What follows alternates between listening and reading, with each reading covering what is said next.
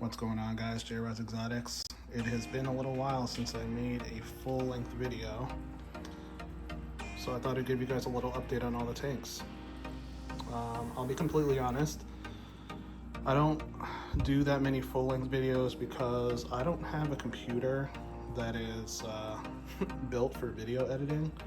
I have a laptop that I bought for school back in the day, and it works for writing papers and just kind of scrolling through YouTube and Facebook and stuff.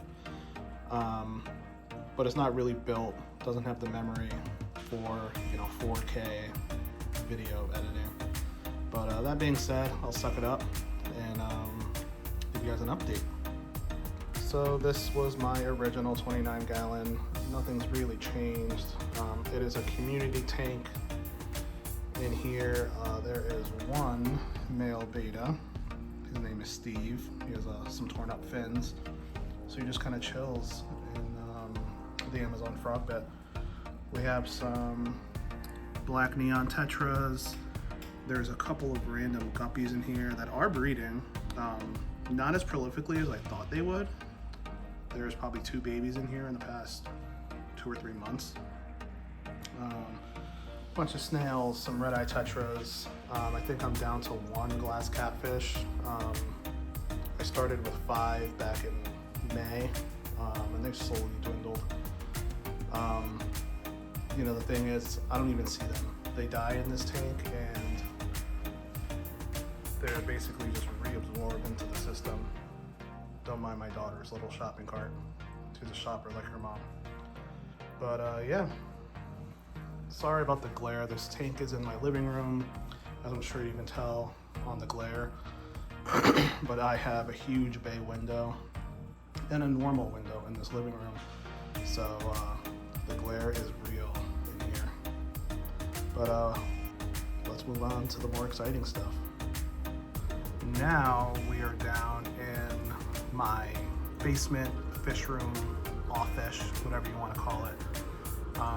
This is my 29 gallon Betta sorority. I set it up a couple months ago. Doing great.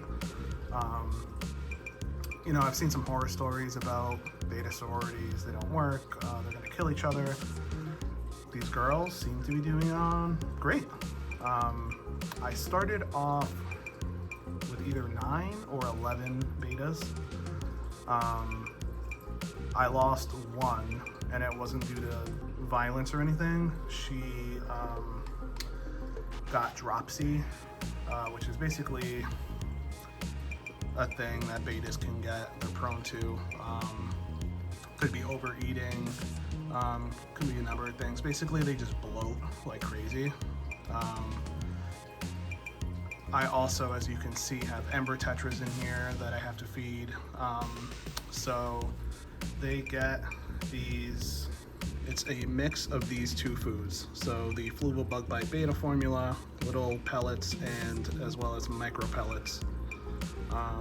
And they do great. They love both. All the fish in here go crazy for all of them. That being said, I try to make sure everyone eats, and they do for the most part. I was probably overfeeding when I first got the tank. I think I got it down to a science now. I was feeding twice a day initially. Now I just do a normal feeding in the morning. And they get pretty plump, not gonna lie. As you can see on some of their bellies, they eat for sure. But yeah, I really like this tank. Heavily planted. You got that big Amazon sword in the middle. There's a couple other swords in there, as well as some crypts, and then of course the entire top is a mix of duckweed and Amazon frogbit. But let's take it to the next one. Next we have my 75 gallon community tank. This was my first 75 gallon. It's been up and running for probably 6 months now. It's had a mix of stuff in there. Right now, there are a school of brilliant rasboras. You can see them swimming on the top, left and middle. There are 4 angelfish, a tiny school of pygmy corydoras that you can maybe see swimming in the middle there. There's 5 angelfish. There are 3 Siamese algae eaters. There are 5 pearl gouramis. There is a rainbow cichlid that was in my cichlid tank being relentlessly bullied. And then I recently bought 6 paradise gouramis. They're pretty small. In my research, I saw they can be a little aggressive. But this is definitely a semi-aggressive tank, on the very low end of semi-aggressive. You know, the angelfish, the pearl gouramis, they will chase, and I don't know, you know, I don't even want to say nip. There's no nipped fins in this entire tank. But they're definitely not pushovers, so I'm curious to see what happens with these paradise gouramis, you know, as they grow up, what happens. As you can see, everyone gets along for the most part in here. Here is one of the paradise gouramis. They have very light colors right now. I'm hoping as they mature, they color up. One thing I did have in here, sorry about that, were my Denison barb, rose line shark, torpedo barb, whatever you want to call them. They were in here, but as you can see, the whole right side of the tank is just a dense jungle. So those fish are active swimmers, and they really only had maybe 2.5 feet of tank to swim in. It was even less because to remove those fish, I had to tear this tank apart. There was more rocks, there was more wood in here, and I didn't put it all back in just because it was looking kind of cluttered. Still looking kind of cluttered, but these fish like it. They're swimming in and out of it all the time. I love this tank. It's quite a jungle, but let's move on to the next one. All right, now we're getting on to some bigger boys. This is my 75-gallon South and Central American cichlid tank. As you can see, there is a Salvini in here. There is a school of red-eye tetras that I'm testing out. In the back, there is a blue convict cichlid. I'm on the fence about keeping him because he can get pretty aggressive. I mean, overtly aggressive, just chasing fish and attacking them relentlessly for no reason, especially right after a water change like I did a couple days ago. Other fish in this tank, I have a firemouth, a Jack Dempsey, and a green terror blue acara hybrid. They like to hide, especially in this log in the middle here. Beautiful piece of wood. It's huge. It has that front with a couple holes in it, but the whole back is hollow. So they love to go back there and hide. Got a couple plants in here. But yeah, I freaking love this tank. I love all my tanks, but this tank actually had a cycle crash probably 6 weeks ago. The pH was like super low. It's an issue I have in my tanks, and I added a school of Serpe tetras, and I think it was just too much for the system, even with the low pH, and yeah, it was just bad. It needed a water change, and to cover myself, I just threw some prime in there, but I didn't have enough, so I ended up adding some API stress coat as a water conditioner, you know, ammonia reducer. And I think the combination of those two things, along with my crappy water parameters, did something, because the whole house smelled like sulfur. And some of the fish were just dying instantly. All of my non-cichlids died in this tank, and my very large Geophagus brasiliensis also died. But luckily, everyone else survived, being this green terror, my convict cichlid, my Jack Dempsey, and my firemouth. I hadn't gotten the Salvini yet, so he's a newer addition. But this tank is fully cycled. I'll get into it in another video, but basically I put all-purpose sand in this tank, and I noticed that my pH was like 7.4, 7.6. So I knew it had to be the sand. So I actually added all-purpose sand to the bottom of this tank, and it shot my pH up from below 6 to right at 7.4.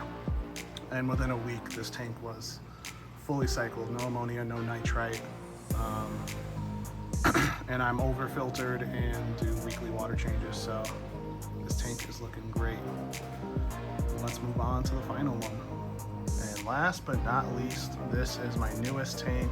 It is a 125 gallon, mostly South and Central American cichlids again. As you can see, I put my school, as I said before, of Dennis and Barb, Rosemont sharks, whatever you want to call them. I moved them from my 75 into here, and they were amazing. Other stock in here is a small Tiger Oscar, a Jack Dempsey.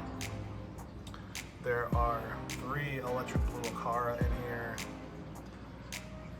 Another green terror blue Acara hybrid. He is actually a sibling to my other big one in my 75 gallon.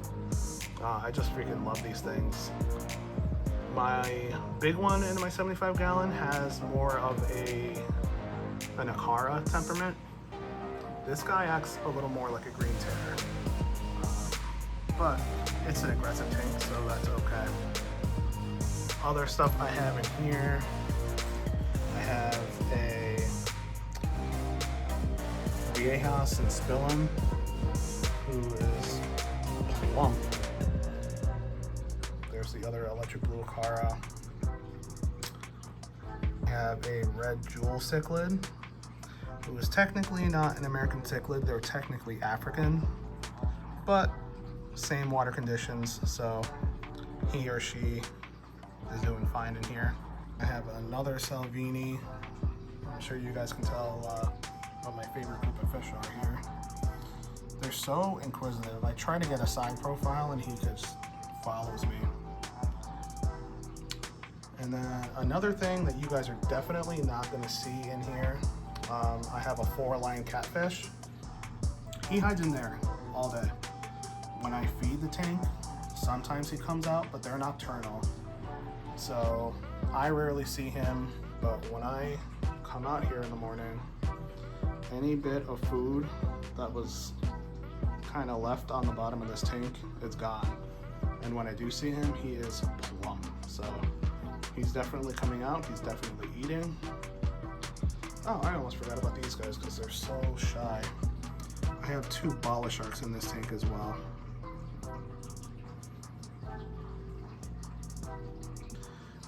So just to add, because I know people ask me in some of my short videos, I'm sure if you look at my channel you can tell I do mostly shorts, but this 125 has for filtration a Fluval FX6, and there are 2 sponge filters that you can see with the bubbles in here.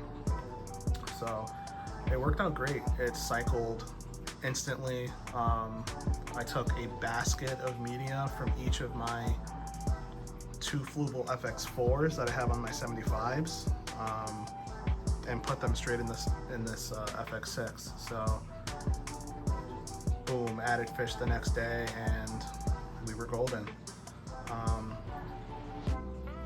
Hope you guys enjoyed. Let me know what else you want to see. I'll do periodic updates with these tanks. I don't really plan on getting any more aquariums in the near future. Eventually, I would like a very large aquarium that I can house all of my cichlids in.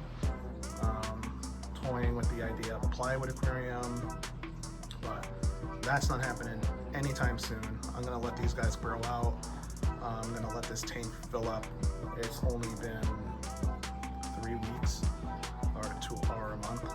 So hope you guys enjoyed. Thank you for coming along the journey with me, and I will see you around.